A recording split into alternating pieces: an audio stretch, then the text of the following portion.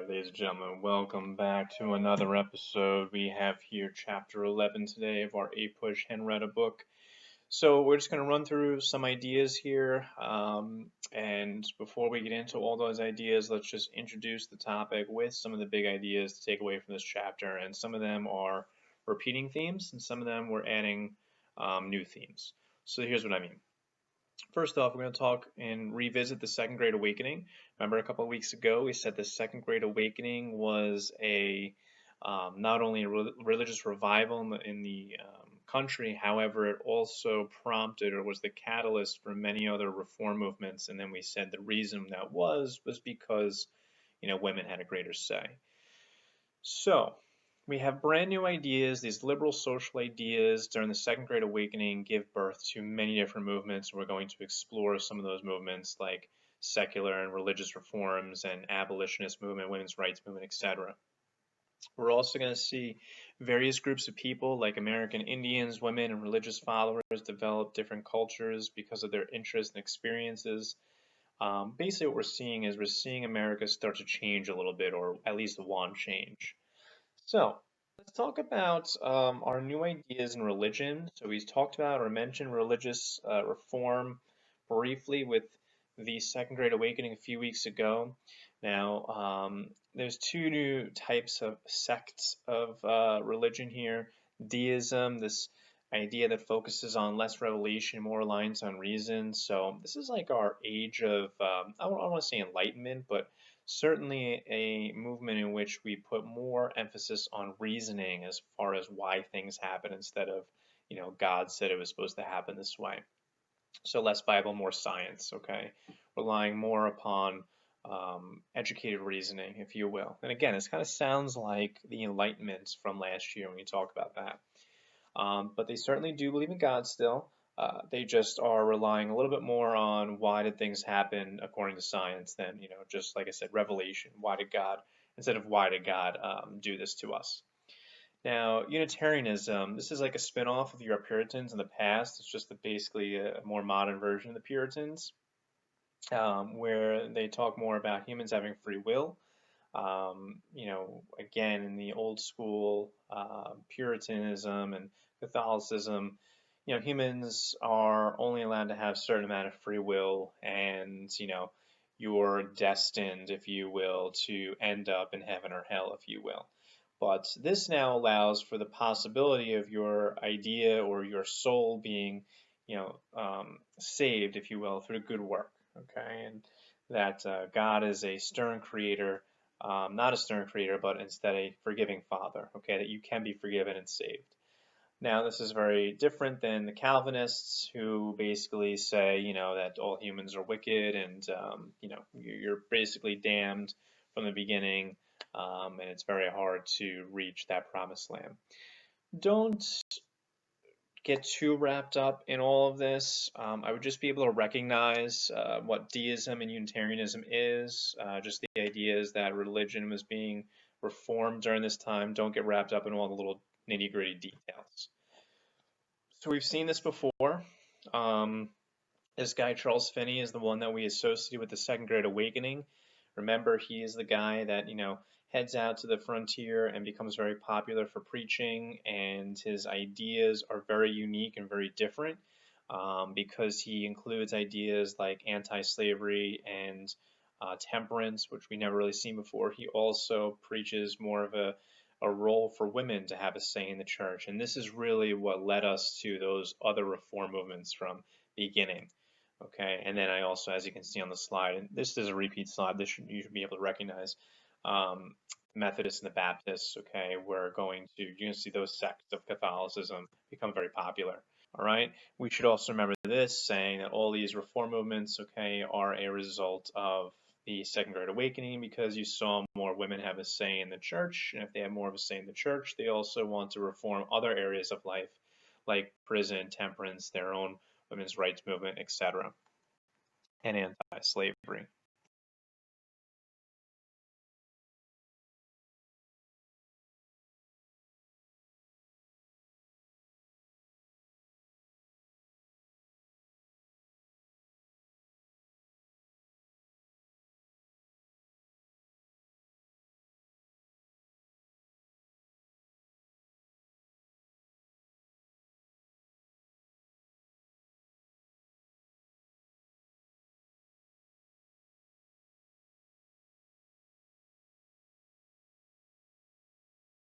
Okay, so let's talk about this age of reform. Let's get into some of these movements now, because this is what we did not get into last time. So, talking about mental health treatment and, what was life like in the 1800s if you were mentally ill? Extremely different than today. If you were mentally ill, you were basically going to receive either some really harsh treatment, some shock therapy, which is exactly what it sounds like literally hooking you up to electricity and shocking you, thinking that, they would fix the brain. Sometimes mentally ill people were locked away in these institutions for the rest of their lives. And it's obviously a very different view that we have today on mental illness. And Dorothy Dix is really one of the first people in America to start reforming how we treat the mental ill.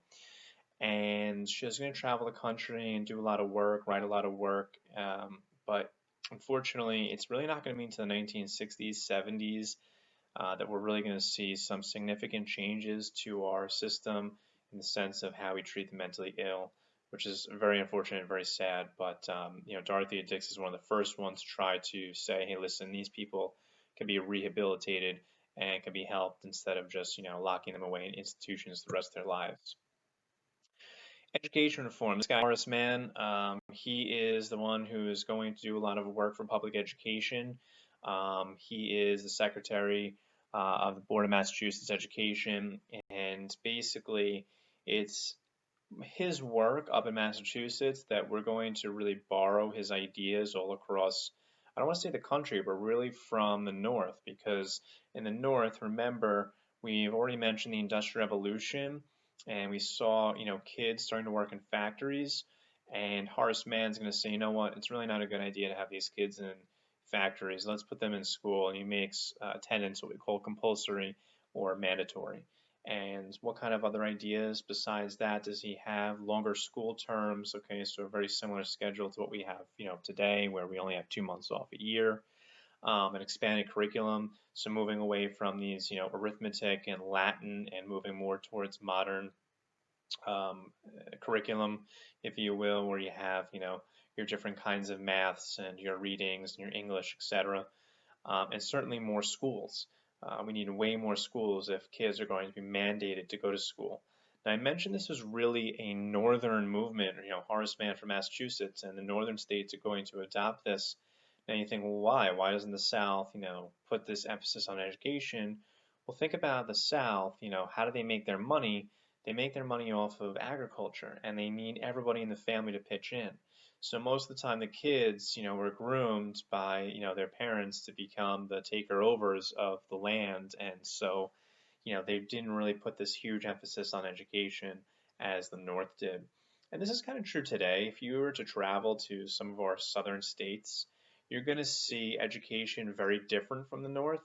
Not in the sense that it's, worse, but in the sense that it's, a very, very different, and certainly curriculum is going to be different across all of our states. But, you're going to see the differences even today. Now, temperance, we've also talked about this in the past. Temperance means, to try and, prohibit the selling, consuming, and buying of alcohol. This again was started by women because most of the time women experience domestic violence, and so a lot of women got behind this message here. It was seen kind of as a destroyer of family life because a lot of men sometimes would take their paycheck, go to the bar on Friday, and come home drunk, and like I said, domestic violence would ensue. You saw this as a problem with factory life. Can't have people drunk going into factories and operating machines. And a lot of people associated with this with the Irish and the Germans coming over. We talked about immigration a couple weeks ago. Now, the American Temperance Society started in 1826. One of the co-founders, Lyman Beecher, he is going to be one of the leaders in temperance early on at least. They promote a dry message, which means no drinking. It's going to be a long time until we get a federal law on prohibition. That's going to be the 18th Amendment. And again, that's not until 1920. You don't have to know this main law at the bottom, 1851, but it's just an example of how long before we get that amendment in the 1920s that we actually do see a state take a stance on temperance. Okay, again, this was different in different places of the country. It was seen as an issue amongst women, who wanted to take this up as, creating a law. And then, out on the frontier, sometimes this was an issue, and obviously in the factories, but other places in the country, it was not really seen as an issue. Now, women resistance. Remember, we talked last chapter about the age of the common man, keyword being man. This did not apply to women. Women are still not allowed to vote, and so women definitely want to say. Remember their place in society, the cult of domesticity. They're supposed to be remaining at home, and they're supposed to be rearing the children to be good Republicans. Okay, remember those two terms, Republican motherhood and the cult of domesticity, still in play. So don't forget about those.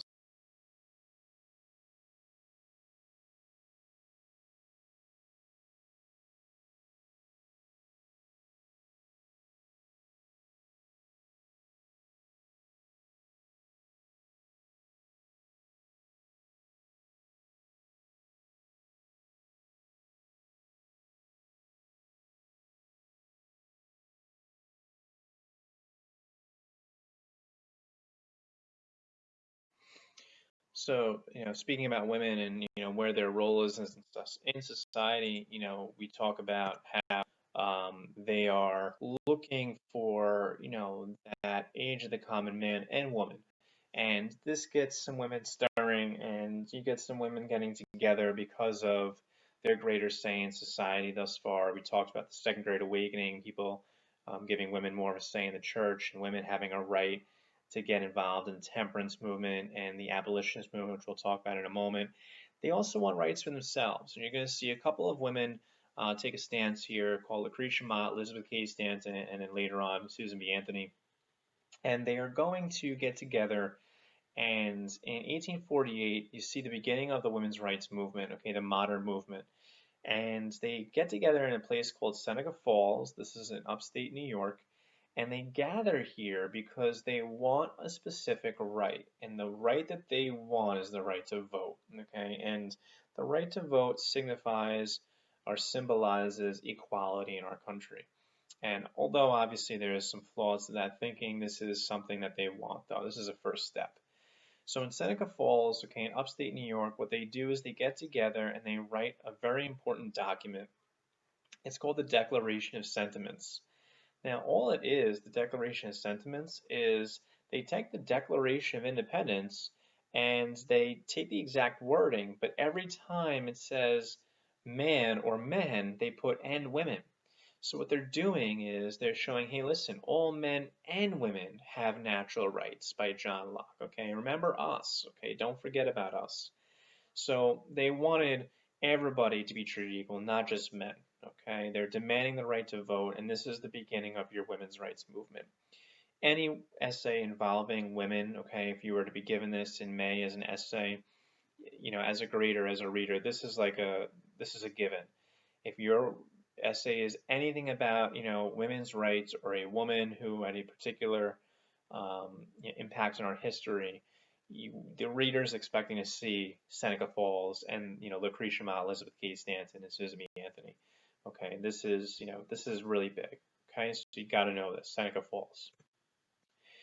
Other movements during this time, the Transcendentalists, this is kind of like your old school hippies, if you will.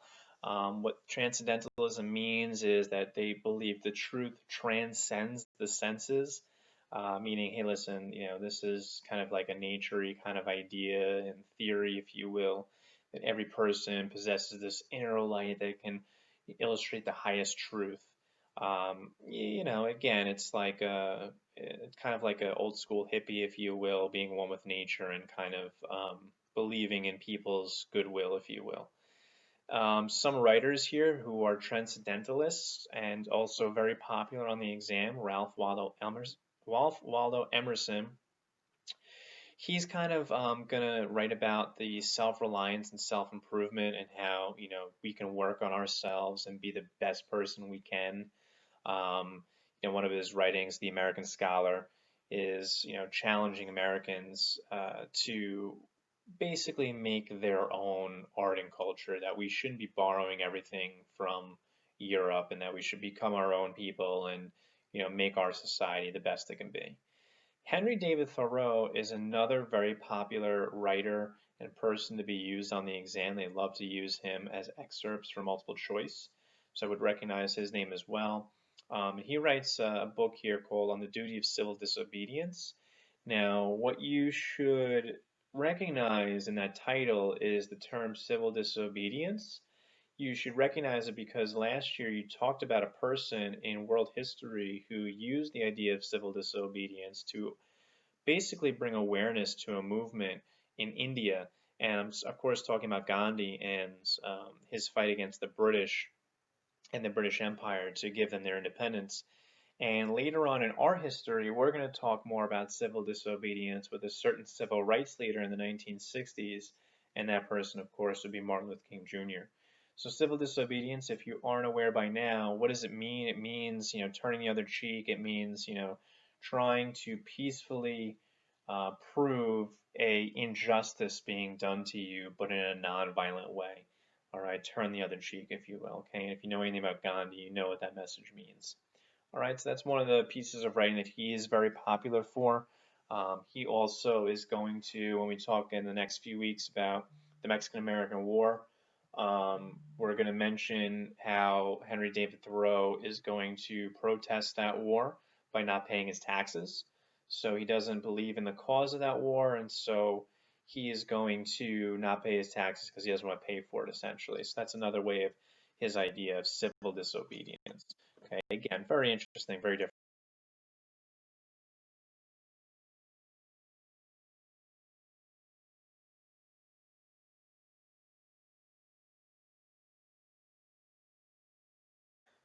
Okay, another group around during this time, and we call them the Utopians because they have very interesting ideas, very different, very unique. There's various utopian communities and societies in the country at this time, so let's talk about a few of them. The most famous of all of them are the Mormons. The Mormons are going to be led by a couple different people, Brigham Young and Joseph Smith. We'll talk more about them in a little bit. But another utopian society, Brook Farm, and this was a kind of a commune, and they take those transcendentalist ideas like being one with nature, and they try out this experimental society in Massachusetts, where again is secular and kind of humanistic and living in one with nature. And they try to, like I said, like a commune, they try to live amongst each other and not rely upon outside society. Not too successful, but worth mentioning. Another utopian society, New Harmony. They're more of a socialist type of commune where, again, these terms, you know what a commune is and socialism is. The reason these are popping up, these utopian societies, these Brook Farms, New Harmonies, and then later on the Mormons, is because they're responding to the Industrial Revolution. And this should also sound familiar because last year you talked about the Industrial Revolution, and then you talked about how Karl Marx and Frederick Engels and their response to the Industrial Revolution, that the next step in the evolution of humans was socialism because industrialization, was possibly ruining our society. So this is the same in America, except our responses are these utopian communities where people are experimenting, living amongst each other, and trying to live off the land and being one with nature and trying to get away from the industrialized way of life because, many viewed it as being a problem. And by the way, okay, the picture, let me go back here. The picture on this slide, okay, you may recognize this little utopian community here, okay, because you all actually seen that building. That is actually a schoolhouse on lands here in Brentwood that was part of a utopian community that we had here a long time ago. So back in the 1800s, we were a utopian community where we wanted to live off the land and such. And that little schoolhouse, okay, where is that today? That's in front of the high school over by Central Administration. So that little schoolhouse that's there, this is what it looked like back in the day. And yes, Brentwood was a utopian community, and it didn't last very long, but nonetheless, that's who we were. That's where we come from.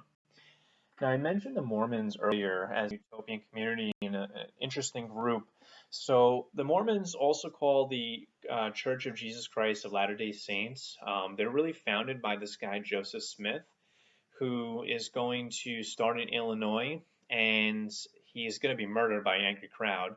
And then it's going to be up to the follower, Brigham Young, to bring the Mormons from Illinois out west, as you can see on that map, to modern-day Utah. And even today in Utah and Salt Lake, you're going to see a lot of Mormons out there. And the Mormons settle in 1846 to 1847. In that time period, they head out west and settle there because they're obviously seeking that religious, you know, freedom, if you will, to not be persecuted, just like our back in the day Puritans, if you will. So they develop a separate community, okay, away from the rest of us back in the East, okay. They're a frontier community. They're living off the land. They're surviving on their own, just like these other transcendentalists, these communes we've been talking about. You are going to see the Mormons be a little bit more successful at this, and again, they're still around today. But the Mormons are very interesting people, and if you don't know anything about them, definitely research and read more about them. But some of their ideas are that that Jesus had actually come to America, and Joseph Smith actually finds this scroll and these golden plates that Jesus had wrote and left here in America. And from there, it's just a bizarre story. It's very interesting if you ever want to see more about it. Read more about them, their beginnings. But they do have one of their more popular ideas that a lot of people know about the Mormons. Probably the only thing that people know about the Mormons is that they believe in the idea of polygamy. And if you know what polygamy means or you don't know what it means, it's the idea of having multiple partners. And this is really going to be one of the reasons Utah is not actually admitted into the Union until 1896. It kind of postpones their annexation until 50 years down the road because nobody really likes that idea of polygamy back east, which is interesting. Anyways, let's get to our last movement, and that is the abolitionist movement. And one of the biggest terms to know when we talk about the abolitionist movement. First of all, what is an abolitionist? It's somebody who wants to abolish slavery. And one of the biggest and most wide terms known, and you probably even know this, is the Underground Railroad. And this is something that's going to start to take off in the 1820s, 30s, 40s, and on. And the Underground Railroad was a secretive pathway for slaves to escape to the North for their freedom. And there are going to be many people involved in the Underground Railroad, Harriet Tubman, for example.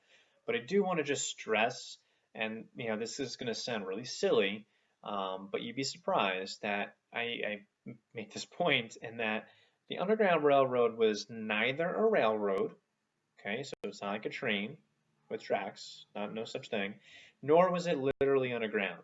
Okay, this was a secretive, when we say underground, it was secretive, railroad meaning pathways, secret pathways for slaves to make it up to the north. There you go, there's Harriet Tubman, your conductor, if you will, air quotes right there, of the Underground Railroad. And so it certainly made a huge impact on not only history in general, but also the Underground Railroad.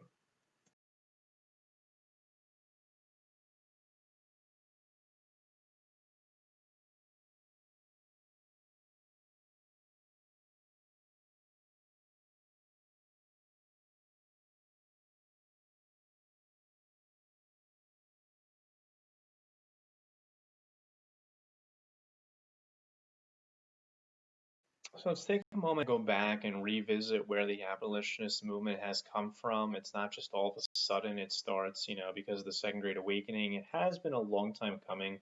So just going back and rewinding a little bit in our history, when we talked about the Quakers in Pennsylvania and the colonies, remember we said that they had very unique views about slavery. They actually outlawed slavery, back in Pennsylvania, and the Quakers didn't believe in it. You fast forward a little bit further in 1822, the American Colonization Society. This was created under James Monroe's presidency, where they created a state over in Africa called Monrovia or Liberia, where they would send slaves back to Africa. This didn't really work out because, in theory it sounds, oh, it's very nice, let's send the slaves back to where their motherland is. Didn't work out very well because we're sending slaves that are born in America and so Americanized that they're very far removed from those, slave roots, back in Africa, their families all the way back then.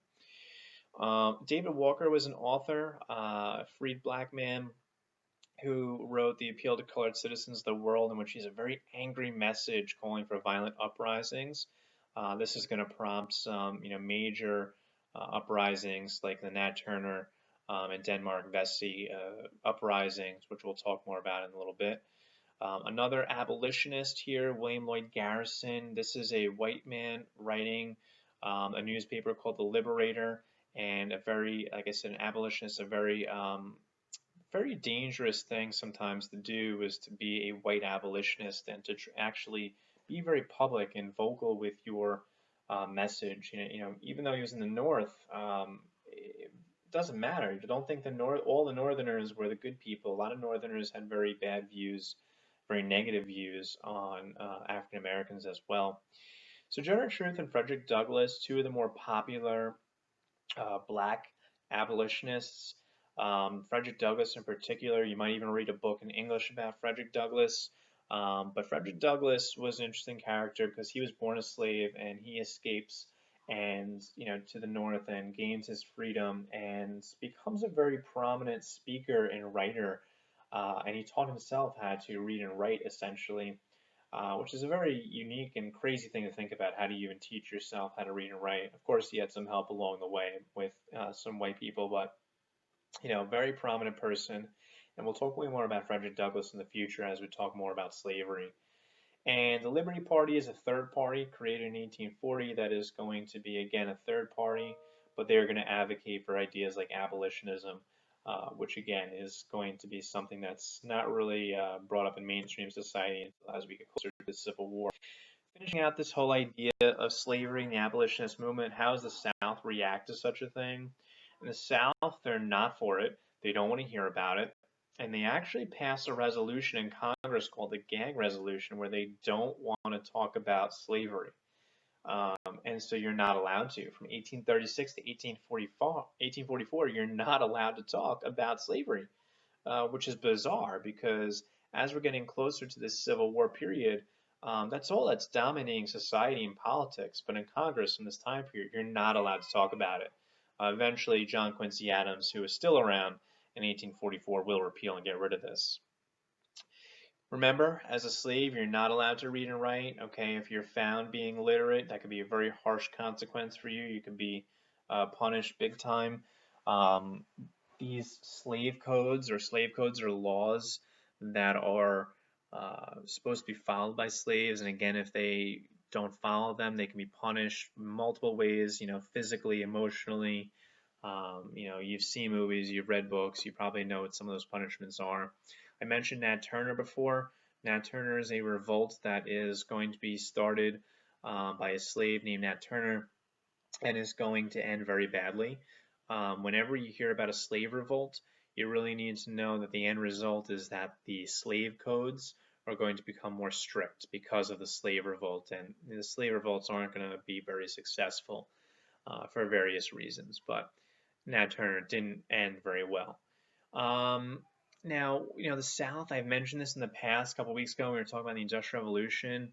The South argues that slavery is not a bad thing, that it was in the Bible, that slaves are viewed as family members, that it's better than being a wage slave to the northern factories, and they treat these people with respect, and they give them housing, and they give them food and shelter and all this stuff, which is obviously very ridiculous.